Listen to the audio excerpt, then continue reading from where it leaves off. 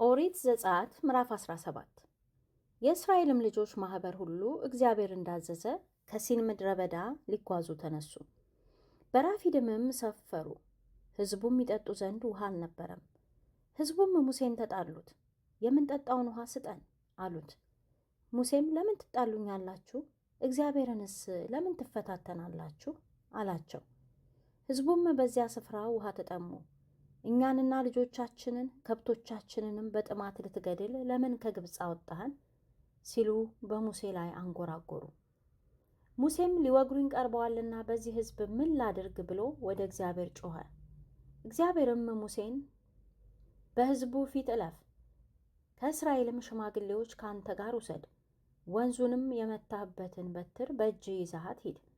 እነሆ እኔ በዚያ በኮሬብ በዓለት ላይ በፊትህ ቆማለሁ፣ ዓለቱንም ትመታለህ፣ ሕዝቡም ይጠጣ ዘንድ ከእርሱ ውሃ ይወጣል አለው።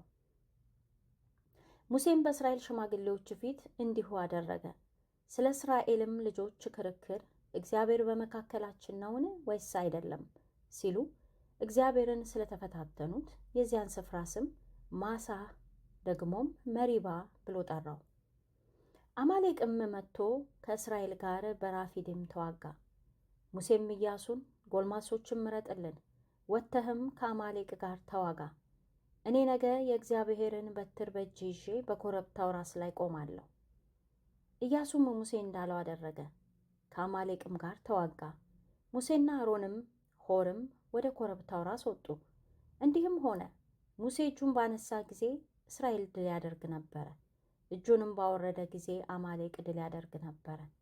የሙሴ እጆች ግን ከብደው ነበር። ድንጋዩንም ወሰዱ፣ በበታቹም አኖሩ፣ እርሱም ተቀመጠበት። አሮንና ሆርም አንዱ በዚህ አንዱ በዚያ ሆነው እጆቹን ይደግፉ ነበር። ፀሐይም እስክትገባ ድረስ እጆቹ ጠነከሩ። ኢያሱም አማሌቅንና ሕዝቡን በሰይፍ ስለት አሸነፈ።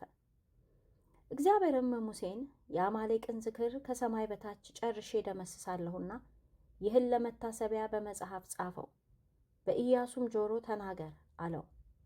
ሙሴም መሠዊያ ሠራ፣ ስሙንም ያህዌ ንሲ ብሎ ጠራው።